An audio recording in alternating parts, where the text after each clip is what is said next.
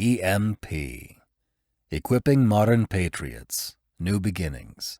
Volume 3. Written by Jonathan Hollerman. Narrated by B.J. Harrison. Prologue. 9 months post-EMP. The man was a shadow on a shadowless night. Deeper than black, the trees and outcroppings of the Allegheny National Forest provided the perfect backdrop for prowling in the pre-dawn hours, but only for a man who knew how to bend the darkness to his will. Each silent footstep through the damp underbrush released a new waft of pungent moss and decay. Imperceptible droplets of moisture from the late summer thunderstorm that had rolled through earlier in the evening permeated the tight weave of his cloak, seeping through onto shoulders and into his bones. He ignored the chill. His discomfort was not relevant to the task at hand. Gently placing his right heel on the ground, he slowly rolled his foot forward. Halfway through the motion, he felt a small twig under his arch through the soft leather sole of his hand-sewn moccasins. He rolled his foot back onto the heel, shifting his weight onto his left foot. Slightly picking up his right foot, he calmly led with his toe and slid it underneath the offending twig, gradually rolling his weight back onto his right leg. It was a slow and deliberate type of movement, but even the slightest crack from the twig could alert the 2 men who stood watch only 10 yards away. Only a few short hours ago, the man had spotted 2 vehicles parked horizontally across the road, completely blocking any passage into the next town on his list. He had surveilled the men on watch through his priceless Swarovski binoculars, but that only provided him with a sliver of the information he sought.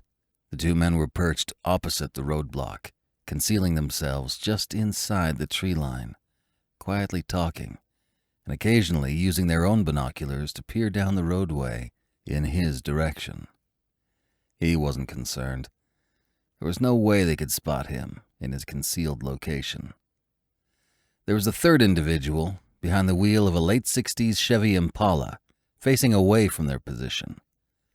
This person, asleep inside the vehicle, would likely have been missed by someone less experienced, someone who didn't possess the shadowy figure's experience navigating the dangerous open road of the new world.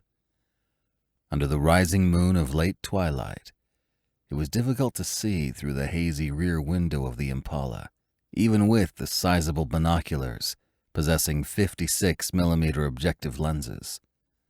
But the dark, bulbous shape sticking up above the driver's seat had been unmistakable. Confident in his map-reading and navigating skills, he knew that he was roughly a mile outside the next sleepy mountain town, and he needed to determine if these men were part of that town or just another random ambush. His first assumption, which was usually correct, was that they were advanced scouts, put into place to give warning to the townspeople if a large band of raiders came barreling down the road. If these men were locals trying to set an ambush, they were clearly botching it. 2 cars parked across the road in that manner was a clear sign of danger to anyone traveling these days. Any desperate brigands using a technique of such obvious nature would have been eradicated by smarter and better trained travelers long before his arrival into the area. These days, the occasional ambushes the dark figure encountered were considerably more deceptive in their attempt to catch travelers unaware and loot their food and provisions. Even with his level of training and experience, there were a few times he'd come close to getting caught in some elaborate ambush. But not yet. After an hour of surveilling the 3 watchmen from a distance, a dense fog had pushed through the sharply angular valley. Its slow intrusion masked the moonlight and stars, and enveloped him in its suffocating density. The fog, combined with the darkening sky, made any further use of the binoculars hopeless. He'd made some notes on the men's appearance and weapons they carried, using his right-in-the-rain tablet, which he studiously carried inside his pants cargo pocket. His annotations complete, the dark figure had stashed his pack and battle rifle under a nearby log, readjusted his sidearm's holster, and begun his creeping stalk forward.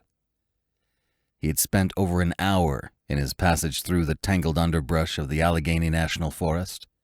Even now, only a stone's throw from the roadblock, the men's whispered conversation was still muffled.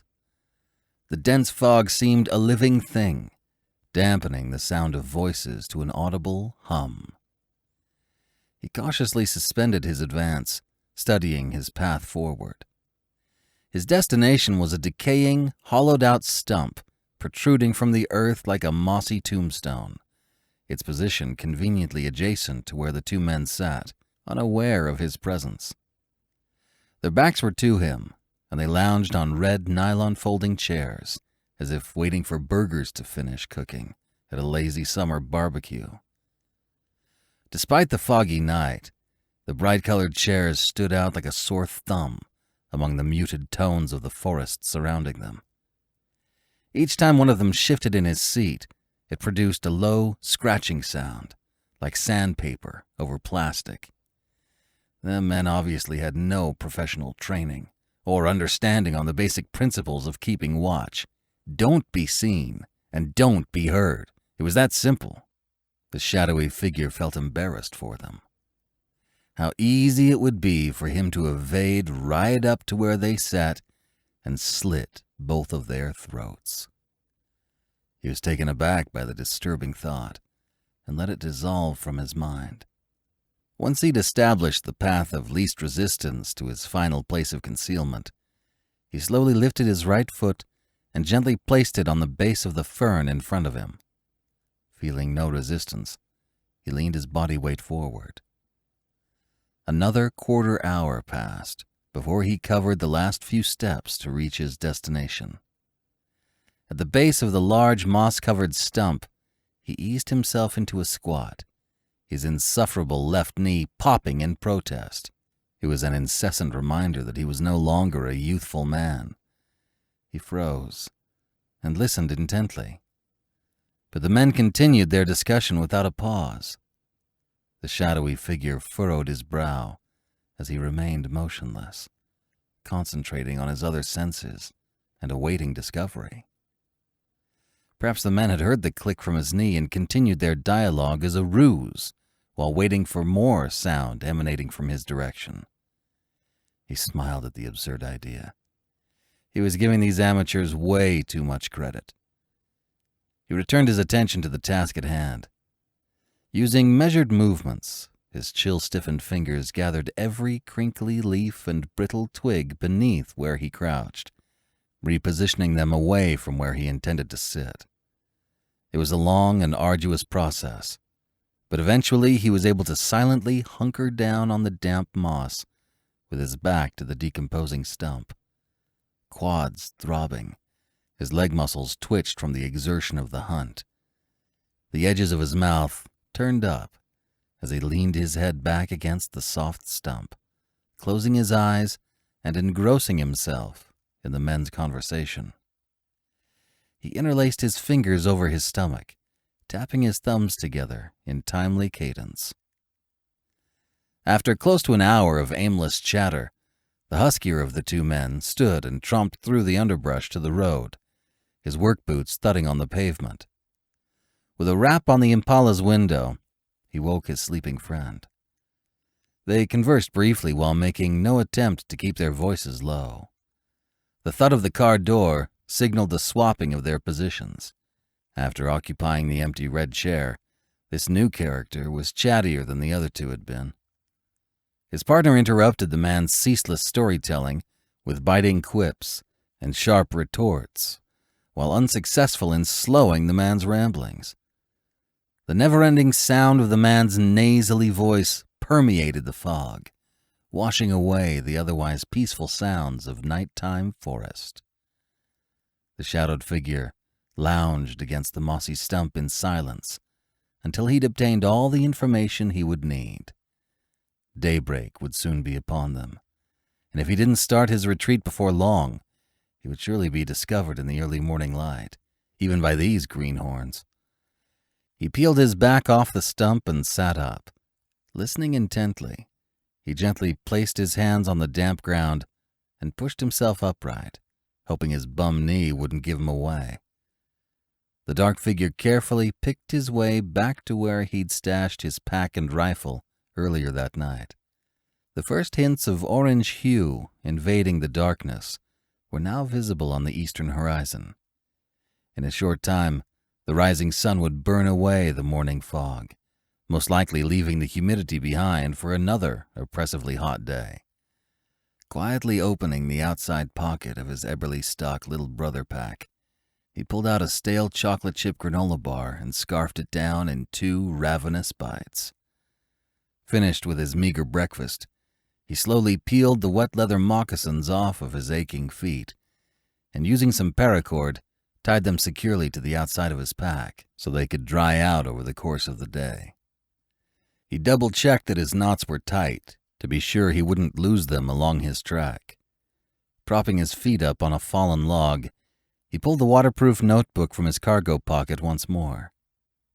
He scribbled numerous notations while allowing his sodden, wrinkled feet to dry. Then he donned a fresh pair of fluffy merino wool socks and retrieved his Danner boots from inside his pack, lacing them onto his feet. Standing, with a stifled groan, he stretched his aching muscles for a few moments and listened to the scuffling sounds of a gray squirrel as it emerged to greet the new day. The dark figure led a mostly nocturnal existence and would soon find a place to sleep away the daylight hours. He threw the sturdy pack over his shoulders with a purpose and set off at a 45-degree dogleg, silently gliding through the woods around the roadblock. He'd finally made it to his objective, the tiny town of Tionesta.